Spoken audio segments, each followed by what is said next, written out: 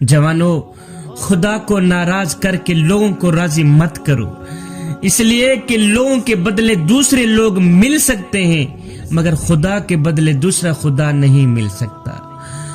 جوانوں، جب تم نماز نہیں پڑھتے تو یہ نہ سوچا کریں کہ وقت نہیں ملا، بلکہ یہ سوچا کریں کہ تم سے کون سی ایسی غلطی ہو گئی ہے، کون سا ایسا گناہ ہو گیا ہے کہ اللہ نے تمہیں اپنے سامنے کھڑا کرنا بھی پسند نہیں کیا۔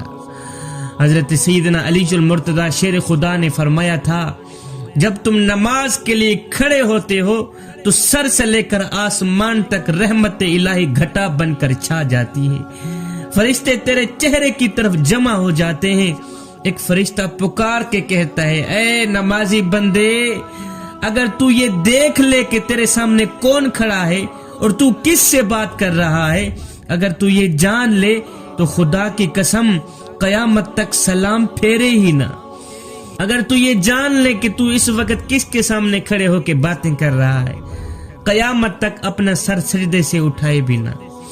حضرت سیدنا علی المرتضی شیر خدا نے پھر فرمایا، اگر تم پانی میں ڈوب رہے ہو اور تمہیں یاد آ جائے کہ یہ وقت نماز کا وقت ہے تو پانی کے اندر ہی نماز کی نیت کر لو، یہی تمہارے حق میں بہتر رہے گا۔ جوانوں، اپنے بہترین وقت کو نماز میں وقف کر دو، اس لیے کہ تمہارے سب اچھے کام نماز کے بعد ہی قبول ہوں گے۔ حضرت سیدنا علی المرتضی شیر خدا جب بھی اذان سنتے تو کانپ جاتے، آپ کے چہرے کا رنگ سرخ ہو جاتا۔ کسی نے پوچھ لیا، حضرت جب آپ اذان سنتے ہیں تو آپ کے چہرے کا رنگ سرخ کیوں ہو جاتا ہے، آپ کانپ کیوں جاتے ہیں؟ فرمایا، بھائی کانپتا اس لیے ہوں کہ اتنی بڑی ہستی کا بلاوا آ گیا ہے، نہ جانے میں اس کا حق ادا کر پاؤں گا یا نہیں۔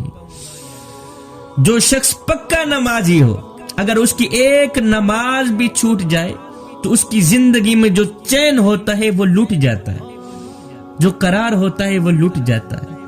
اب اس مرض کی جو دوا ہے وہ صرف نماز ہے۔ جب تک یہ شخص نماز نہیں پڑھتا اسے سکون نہیں آتا۔ بعض والدین آ کے کہتے ہیں نا، شاہ جی کوئی تعویذ دو، ہماری اولاد نماز نہیں پڑھتی۔ چلو ہماری تو اوکھی سوکھی گزر گئی، ہم تو نہیں پڑھتے، یہ تو پڑھے۔ میں نے کہا یہ کیوں پڑھے؟ جب تم نہیں پڑھتے تمہاری اولاد کیوں پڑھے نماز؟ بیٹا باپ کا راز ہوتا ہے۔ بھائی تعویذ لینے سے بہتر ہے گھر میں مصلی بچھا کے پہلے خود اللہ کو سجدہ کرو، پھر تمہاری اولاد بھی رب کو سجدہ کرے گی۔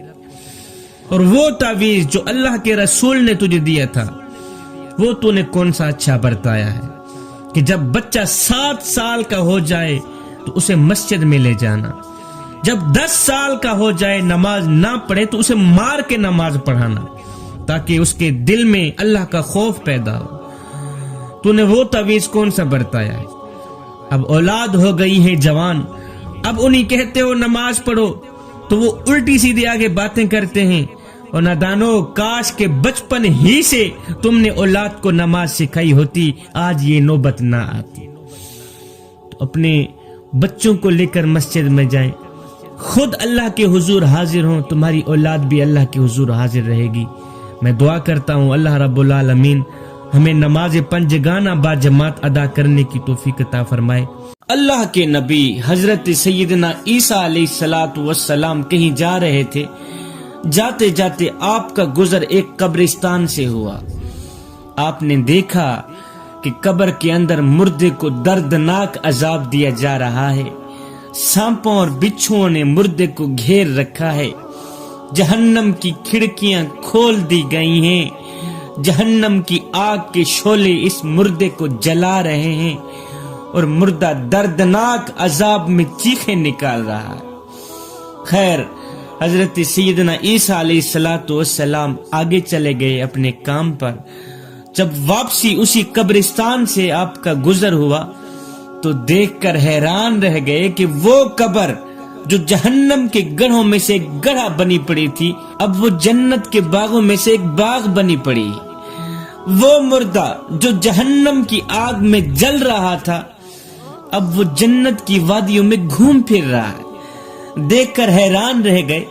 آپ نے دونوں ہاتھ اٹھائے، عرض کی یا باری تعالی ابھی تھوڑی دیر پہلے میں یہاں سے گزرا تھا، میں نے دیکھا کہ یہ قبر جہنم کے گڑھوں میں سے ایک گڑھا بنی ہوئی تھی اور مردہ جہنم کی آگ میں جل رہا تھا۔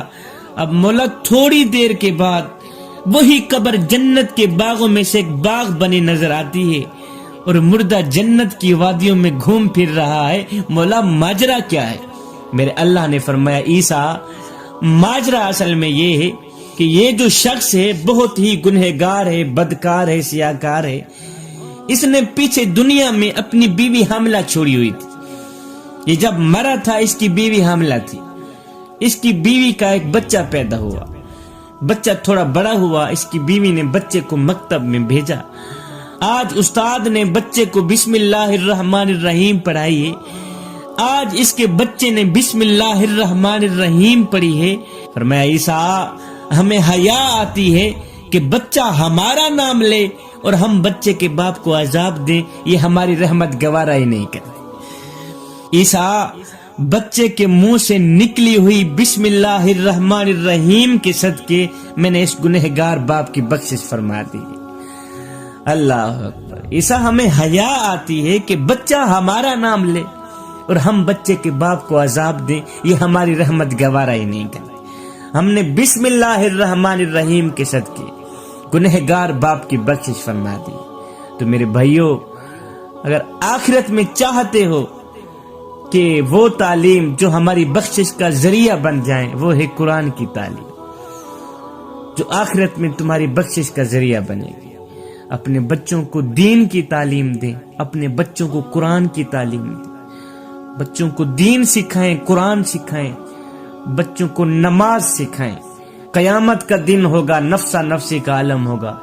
میرا اللہ تمہارے کرتوتوں پہ پردہ ڈال کے اور تمہاری اولاد کے نیک اعمال کو سامنے رکھ کے اللہ تمہاری بخشش فرما دے گا۔